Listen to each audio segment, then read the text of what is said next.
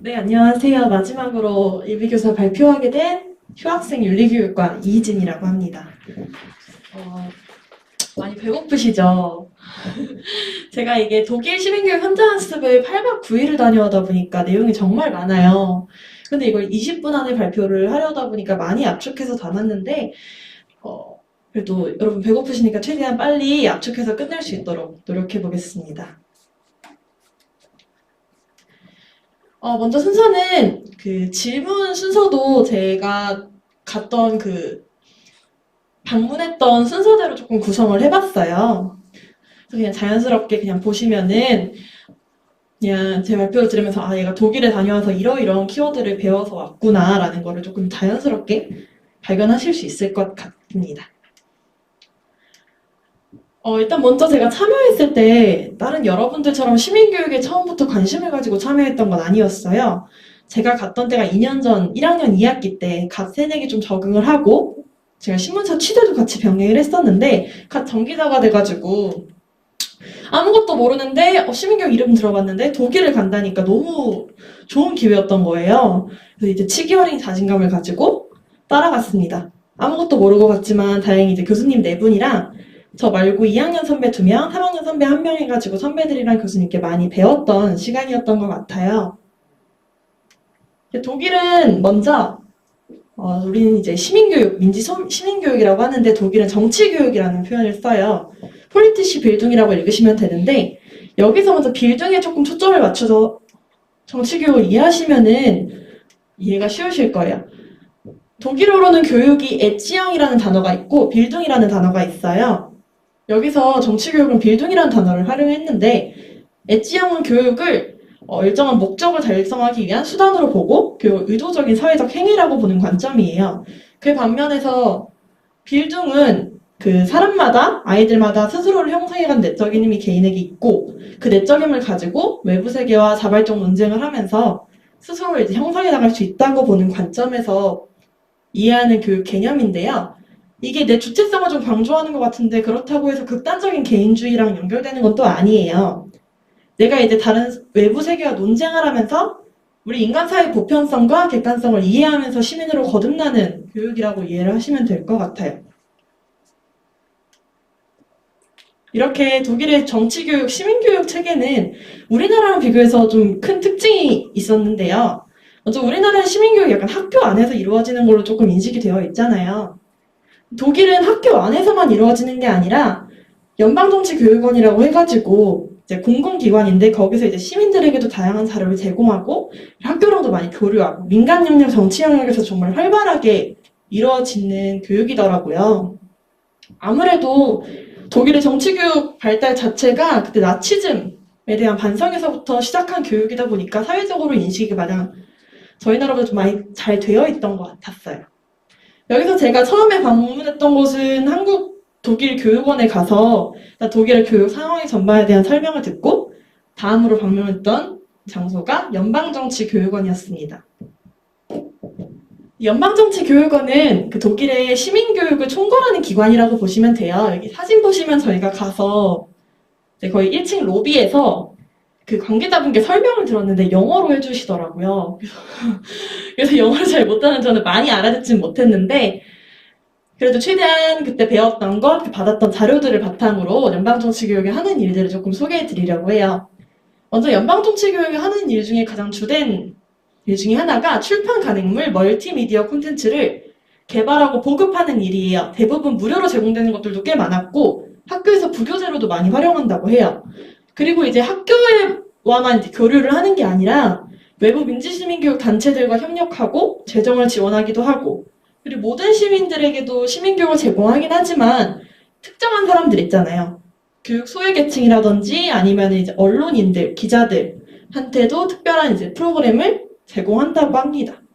그래서 저희가 가면 1층에 가면 여기 사진은 없는데 작은 서점처럼 돼 있어가지고 여러 가지 잡지랑 책들이 있었어요. 그게 다 연방정치교육원에서 시민교육 자료로 만든 자료들이라고 하더라고요. 그래서 그 중에 2개를 한번 소개시켜 드리려고 해요. 정치교육 정보라는 잡지예요. 보이실지 모르겠지만 가져와 봤거든요. 이렇게 얇게 생겼어요. 안에는 이렇게 글이 좀 많아요. 그림이랑 도표랑 해서 이렇게 되어 있어요. 하나의 교과서처럼 되어 있는데 이게 개간지 간행물로 나오는 거예요. 이거는 하나마다 이제 주제를 담아서 얘는 그 이주민들에 대한 주제를 가지고 그 기본적인 정보들을 담았다고 합니다. 그래서 학교에서 부교재로 활용을 자주 한다고 해요. 실제로 제가 방문했던 학교 중에 한 선생님께서 이 자료들을 활용하신다고도 하셨고요. 이게 누구에게나 무료로 제공돼서 제가 한 5권 정도를 챙겨왔던 것 같아요. 네, 이런 자료들이 있었고요. 그리고 발로마트라고 해서 우리나라 지금 MBTI 검사가 엄청 유행이잖아요. 이것도 약간 비슷한 건데 선거 도우미 온라인 플랫폼이라고 해서 38개 질문에 대해서 예를 들어서 나는 환경 문제 어떤 특정 환경 문제에 대해서 이렇게 해야 한다고 본다. 라는 거에 찬성, 반대, 중립 혹은 건너뛰기로 답변하면은 마지막에 답변자와 맞는 정당을 추천해 준다고 해요. 각 질문에 대한 여러 정당의 입장도 볼 수 있고 실제로 학생들뿐만 아니라 여러 독일인들이 많이 사용한다고도 하더라고요. 수업에서 활용될 때는 그냥 아이들에게 너 이런 정답 맞는다라는 정도만 활용하는 게 아니라 이 질문에 대한 나의 답변 선택을 통하고 마지막에 그 결과를 보면서 아, 내가 어떤 가치를 추구하는구나 하면서 자신의 주체성을 찾을 수 있다고 합니다. 그리고 독일은 연방정치교육원이 시민교육을 총괄하고 있기도 하지만 1976년에 독일 정치교육의 최소 원칙이 합의가 됐었어요. 보이텔스바흐 합의라고 하는데 이거 너무 유명해가지고 우리나라 그 서울시 경기도의 민주시민교육진흥조례도 이걸 모델로 개발이 됐고요. 다른 나라에서도 이걸 본보기 삼아서 많이 연구를 하고 있다고 합니다. 이 내용을 보시면 아 정말 최소한의 내용이구나 라는 것도 아실 수 있을 거고 지금껏 발표해 주셨던 예비교사분들도 자연스럽게 이 내용들을 적용하고 계셨을 거예요. 첫 번째는 강제성 금지 원칙입니다. 교사가 어떤 방식으로든 자신이 원하는 견해를 학생에게 주입하거나 그리고 학생이 자립적이고 자율적인 판단을 하는 걸 막으면 안 된다는 내용이에요. 여기서 아까 빌둥처럼 교화랑 그리고 이제 교육이랑 좀 구분이 되는 지점이죠. 그 두 번째 논쟁성 원칙입니다. 제가 가장 인상 깊게 봤던 원칙인데 이건 사실 강제성 금지 원칙이라도 연결이 돼요. 학문과 정치 상황에서 논쟁적인 것은 수업에서도 역시 논쟁적으로 드러나야 한다는 건데 만약 어떤 논쟁이 되고 있는 주제가 있다면 그거에 대해서 선택 가능성이 폐기되고 대안이 제시되지 않으면은 학생들은 그냥 한 가지 입장으로만 쏠려가서 교화로 이어질 수도 있는 거고 특히 우리나라 같은 경우에는 좀 사회에서 이슈가 되고 있는 어려운 문제들 있잖아요. 예민한 주제 같은 거를 학교에서 다루기가 좀 꺼려하는 분위기가 있는 것 같았어요. 제가 지금까지 학교를 다녔을 때 선생님들도 그런 주제가 나오면 말을 돌리시거나 정말 순화해서 정말 너무너무 많이 정제해가지고 표현을 하시더라고요. 하지만 그러다 보면 학생들이 이미 사회에서 접하고 있는데 학교에서 그걸 제대로 배우지 못하고 여러 다양성을 듣지 못하니까 오히려 교육적으로 공백이 발생할 수 있지 않을까라는 생각에 논쟁성 원칙이 가장 인상 깊었던 것 같아요. 그리고 마지막으로 학습자 이익 상관성 원칙입니다. 이거는 학생들이 특정한 정치적 상황이나 자신의 이해관계의 상태를 분석하고 이제 내가 직접 영향력을 끼칠 수 있는 수단과 방법을 찾아야 한다라는 내용인데요. 이거는 재작년에 우리 선거 연령이 좀 하향됐었죠. 그거 생각하시면은 고3들이 이제 내가 지금 이런 상황에 처했고 내 이해관계를 위해서 이런 투표를 할 수 있겠구나라는 측면에서 이해해 주셔도 좋을 것 같아요. 그리고 이제 연방정치교육원 갔다가 이제 여러 가지 학교를 방문했는데 제가 독일 현장학습을 다녀오면서 가장 인상 깊었고 너무 뜻깊었던 활동이었던 것 같아요. 총 3군데를 방문을 했어요. 첫 번째는 발도르프 학교라고 해서 대안학교인데요. 그러다 보니까 다른 학교들이랑 다르게 교육과정도 독특하고 그 정신도 독특한 학교였어요. 그리고 두 번째로는 루돌프 코프슐레라고 해서 그 김나지움이라고 하는데 독일의 학제가 좀 독특해서 김나지움 이거는 초등학교를 졸업하고 나서 중고등학교를 생각하시면 되는데 일반적으로 대학 진학을 목표로 하는 그냥 일반적인 고등학교, 중등학교라고 생각하시면 될 것 같습니다. 그 세 번째는 초중등 통합학교였는데 이 학교는 그 김나지움이랑 다르게 초등학교를 졸업하고 하우프트슐레, 레알슐레라고 해서 약간 대학 진학을 목적으로 한다기보단 우리나라 특성화고처럼 좀 취업이나 직업을 좀 목표로 하는 학교라고 이해를 해주시면 될 것 같아요. 첫 번째 방문했던 학교는 발도르프 학교예요. 이거 사진을 보시면 여기가 정원교실이거든요. 그러니까 정원 가꾸기 수업도 하고 이 화덕은 학생들이 실제로 만든 화덕이라고 해요. 이 학교가 애초에 그 발도르프 정신을 바탕으로 만들어진 학교인데 발도르프 정신에 따르면은 그 교육을 학생들에게 내재되어 있는 잠재력을 이끌어내는 하나의 예술로 본다고 해요. 그러다 보니까 예술 교육도 많이 강조를 하더라고요. 빵 만들기 수업도 하고 집 짓기 수업도 하고 이것도 수업의 일종으로 화덕 만들기 수업도 합니다. 그리고 영양사랑 같이 이야기를 해서 식단을 구성하는 수업도 하기도 하고요. 그리고 이제 주간 수업 집 짓기 같은 걸로 해서 창조하는 활동이잖아요, 보통. 그 선생님이 말씀해 주셨을 때 우리는 사회 참여를 아이들이 하려면은 먼저 어렸을 때부터 내가 가진 창조력을 가지고 내 주변에 영향을 끼칠 수 있다는 걸 알아야 한다라고 생각한다고 말씀을 해주셨어요. 어렸을 때부터 내 주변을 내가 이렇게 변화시킬 수 있구나라는 것에서 시작해서 나중에 이제 사회 참여까지 이어질 수 있다라는 측면에서 시민교육이 이루어지고 있었고요. 그리고 8학년까지 성적이 없었고 그 한 담임 선생님이 끝까지 가시는데 그 선생님이 그 학생이 어떤 점이 잘했고 어떤 점을 조금 더 고민해봤으면 좋겠다는 걸 구체적으로 적어주신다고 하더라고요. 그러니까 그 학생 스스로가 내가 어떤 사람인지를 찾을 수 있었고 그리고 수업도 8학년까지는 교과서가 없는데 2학년 때부터는 우리가 교과서는 보통 그 나라에서 정해진 교과서 중에 하나를 선택해서 일괄적으로 모든 학생들이 배우잖아요. 근데 여기는 이제 학급마다 선생님이랑 학생들이랑 이야기를 해서 어떤 교재로 수업을 하고 싶은지 그리고 우리 수업에서 어떤 걸 배우고 싶고 어떤 걸 조금 보완했으면 좋겠는지 이야기를 하면서 수업을 구성해 나간다고 하세요.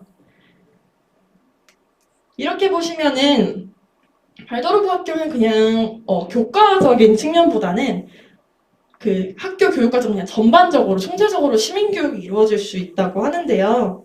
우리나라 일반적으로 시민교육이라고 하면 일반 사회과 도덕과에서 이루어지는 수업이라고 생각하기 쉬운데 아무것도 모르고 발도르프 학교를 갔을 때 이렇게도 시민교육이 이루어질 수 있구나라는 거에서 정말 강한 인상을 받았던 것 같아요. 그리고 이제 교과 수업도 지리 수업 같은 경우에는 처음부터 이제 국가, 지구라는 거를 시작하기보다는 우리 주변에서 학교에서부터 학교 그 동네의 위치 그리고 동네를 넘어서 이제 독일 그 지역의 위치, 그리고 독일, 그 유럽, 아시아까지 하면서 점점점 넓혀가는 방식을 선택하신다고 해요. 그리고 두 번째 방문했던 학교는 루돌프 호프슐레라고 해서 김나지움이 일반적인 학교라고 생각하시면 되는데 여기도 발도르프 학교만큼 그렇게 독특하지는 않지만 민주적인 학교 분위기 조성을 위해서 노력했던 학교예요. 선생님 보시면은 교장 선생님이랑 여러 선생님까지 오셔서 정말 다양한 이야기를 들어볼 수 있었는데 이 학교에서는 일단 시민교육을 세 가지로 나눠 설명을 해주시더라고요. 먼저 수업을 통한 시민교육이었어요. 인상 깊었던 점은 여기서 그 수학이랑 정치 경제 과목, 우리나라로 따지면 일반 사회과를 같이 전공하신 선생님이 계셨는데 그 선생님이 수학에서도 시민교육을 역량껏 발휘하면 잘 할 수 있다고 하시면서 좀 교과를 넘어서 할 수 있다고 설명을 해주시더라고요. 그리고 프로젝트 행사를 통해서 시민교육을 하기도 했습니다. 이 학교가 위치한 곳이 그 이민 가정들이 많은 정말 다양한 인종이 모여있는 지역이었어요. 그래서 이제 인종 관련 행사를 크게 1년에 한 번 해가지고 서로의 문화를 이해하고 맛있는 것도 먹어보고 하면서 참을성과 그리고 다양성을 이해하는 그런 수업을 하신다고 하세요. 그리고 세 번째는 민주적인 학교 사회 조성을 통해서도 시민교육을 하신다고 하는데요. 학급 내에 문제가 발생했을 때는 보통 우리는 또래 상담실을 가서 상담 선생님과 이야기를 하거나 아니면 선생님이 조율을 하시는 게 보통이죠. 여기선 먼저 그 학생 둘이 만약 문제가 발생했으면 그 둘이 먼저 문제를 해결하고 그래도 해결되지 않으면 선생님한테 가는 게 아니라 상급반의 학생을 통해서 이제 조율을 하신다고 하더라고요. 그래도 안 되면 그때 선생님으로 가고 교장님으로 가는 그런 절차가 있다고 합니다. 그리고 발토코브 슐레였어요. 여기서는 정말 인상적이었던 게 여기 정말 열심히 보이는 선생님께서 수업을 거의 시연하다시피 소개를 해주셨었어요. 그 수업 내용을 제가 여기서 이제 다 말씀드릴 수는 없어서 그 보시면은 어떤 수업이었는지 자료 안에 나와 있을 거예요. 간략하게 말씀을 드리면은 그 법 제정을 공부하는 정치경제 과목에서의 수업이었어요. 먼저 그 현실에서 논쟁거리가 지금 되고 있었대. 이스쿠터 문제를 킥보드 문제를 가지고 오셨대요. 그래서 그거에 대해서 어떻게 생각하냐? 찬성? 잘 모르겠다. 나는 좋지 않은 것 같다라고 세 가지로 나눠서 의견을 정하고 토론하고 개별학습하고 선생님이랑 법 제정 과정 공부하고 여러 가지 수업을 통해서 마지막에는 내가 그래서 어떻게 바뀌었는지 내가 지금 이전에 좋았는데 좋지 않아졌는지 잘 모르겠는지 아는 거를 또다시 한번 결정하는 수업이었어요. 가장 큰 특징은 그렇게 내가 결정했던 게 어떻게 변화할 수 있는지 마지막에 피드백 과정이 있었다는 점도 특이했고 개별학습을 할 때 학습 자료를 선생님께서 좀 몇 개를 나눠주셨는데 이 학교 특성상 독해력이 낮은 학생들이 몇몇 있기 때문에 그 학생들을 위해서 쉬운 자료도 많이 준비를 하셨다고 해요. 토론할 때도 보통 우리는 찬성 반대로 아니잖아요. 잘 모르겠다라는 또 다른 선택지를 선택해서 그 학생들도 좀 더 고민해 볼 수 있도록 토론을 기록하는 역할을 부여해서 이제 잘 모르겠지만 참여할 수 있도록 그렇게 수업을 구성한 점이 정말 인상 깊었습니다. 그리고 이 학교에서는 또 교재도 설명을 해주셨었어요. 교과서로만은 수업이 내용이 좀 부족하다면서 여러 가지 부교재를 활용한다고 하시더라고요. 이 중에서는 아까 연방정치교육원에서 발간한 그 자료도 있었고요. 이렇게 학교를 세 군데를 방문을 했는데 사실 이렇게 간략하게만 말씀을 드렸지만 선생님들이 정말 열정이 넘치시더라고요. 독일어로 말씀을 하시는데 저는 그게 못 알아듣는데 정말 저거 정말 중요한 내용이겠다 싶을 정도로 열변을 토하신 선생님들도 계셨고 그리고 선생님들이 독일이라고 하면 조금 이상적으로 보이기 쉬운데 사실 우리나라는 너무 보수적이다. 이렇게 변화를 좀 수용할 수 있는 대한민국을 부럽다는 말씀도 해주시고 그리고 우리나라랑 다르게 좀 학교랑 지방자치단체의 자율성이 좀 높다 싶은 것도 좀 배우고 정말 내용을 많이 배웠었어요. 그래서 이렇게 활동을 다녀와서 내가 생각하는 시민교육이란 처음 빌딩 개념으로 돌아가서 이해를 했습니다. 시민교육에서 결국 중요한 거는 우리가 교화를 받아서 주입당해서 이렇게 해야 하니까 하는 거지라고 하는 게 아니라 내가 왜 해야 하는지, 내가 중요하다고 생각하는 가치는 무엇인지 아는 것인 그 주체성의 가치가 정말 중요하다고 생각을 했어요. 그리고 연방정치교육원에서 학생들에게만 제공하는 게 아니라 여러 시민들에게도 시민교육 프로그램을 제공하듯이 결국에는 이게 학생들만 배우는 게 아니라 평생 학습을 해야 하는구나 라는 것도 배웠고요. 그리고 수많은 영역에서 수많은 주제로 이루어질 수 있는 시민교육 이것도 마찬가지로 평생 학습과 연결될 수 있는 이야기죠. 그리고 논쟁적인 시민교육이라고 해서 그 이스쿠터 문제 조금 그때 당시 민감한 문제였었던 것 같아요. 그리고 그 수업에서 거기서 극우 정당이었던 정말 논란이 됐던 당을 가지고 와서 수업에 넣기도 하시더라고요. 그래서 시민교육은 뭔가 이제 조금 정제되고 이런 것보다는 조금 더 논쟁적으로 해서 아이들이 좀 더 관심을 촉발하고 아이들이 정말 사회에 참여할 수 있도록 하는 게 중요하겠다는 생각이 들었어요. 이런 시민교육을 하려면 그래서 시민교육을 이해했는데 그럼 나는 무엇을 할 수 있을까라는 생각을 했어요. 여기서는 그 학교 안팎의 상호작용이 조금 활발하잖아요. 나도 이제 교사가 돼서 학교 안에 있는 교과서만 활용하지 말고 밖에 있는 기사나 잡지를 통해서 여러 가지 부교재들을 활용해보자. 그래서 학생들의 다양한 의견을 볼 수 있도록 그렇게 해보자라는 생각을 했어요. 근데 그냥 가져오는 게 아니라 사실 신문만 해도 신문마다 어떤 기사는 똑같은 주제여도 어떤 입장에서 쓰느냐에 따라서 정말 천차만별하더라고요. 그러려면 내가 그거를 학생들에게 중립적으로 잘 전달할 수 있게 하기 위해서는 자료 분석력이 필요하겠구나라는 생각이 들었습니다. 그리고 아까 발도르프 학교가 그 학교 근처에서부터 시작해서 점점점 넓혀나가는 수업 운영을 한다고 했잖아요. 그걸 보고 아, 지역사회에서 아이들이 그냥 멀리만 느껴지는 다른 나라 이야기 아니면 저기 어딘가의 이야기 내가 들어보지 못한 아이들의 이야기를 배우는 것보다 먼저 자신 주변에 내가 지금 출근이 아니죠? 등교하는 길에 어떤 것들이 있는지 어떤 사람들이 있는지를 살펴보면서 사회에 참여할 수 있는 게 좀 더 효과적이겠다는 생각을 했습니다. 근데 그러면 지역사회에 참여하려면 그냥 지역사회 교류해야지 하는 것보다는 예비교사일 때부터 경험이 필요하다고 생각했어요. 사실 지역사회라고 하면 추상적으로 다가오지 실제 우리 지역사회에 어떤 기관들이 있고 어떤 다양한 사람들이 사는지 뭐 아파트만 해도 아파트 주민단체에서 무슨 일을 하는지 사실 잘 모르는 경우가 많잖아요. 그래서 그런 것들을 조금 경험해 봐야겠다는 생각이 들었습니다. 그래서 이제 신문사 활동 그 이후로 하면서 시민교육 관련해서 청주에 있는 학교도 방문해보고 청주 내에 있는 그 지역사회에 좀 더 관심을 가져보자라고 추진을 하기도 했었고요. 이렇게 독일에서 정말 많은 것을 배워왔어요. 근데 가장 중요했던 거는 선생님들을 만나고 연방정치교육원의 그 교육자들을 만나면서 그분들한테 직접 이야기를 하면서 받았던 감동이었던 것 같아요. 현장 학습의 가장 큰 장점은 제가 직접 체득할 수 있다는 것이잖아요. 그래서 그 감동이 조금 저에게 영향을 많이 줘서 나중에 대회도 참여하게 하고 계속 관심 가지게 되고 이렇게 발표도 하면서 그렇게 하는 원동력이 되었던 것 같습니다. 여러분들도 좀 간접적으로나마 그 감동이 여러분에게 전해졌으면 좋겠습니다. 네, 그럼 이상으로 발표를 마치겠습니다. 감사합니다.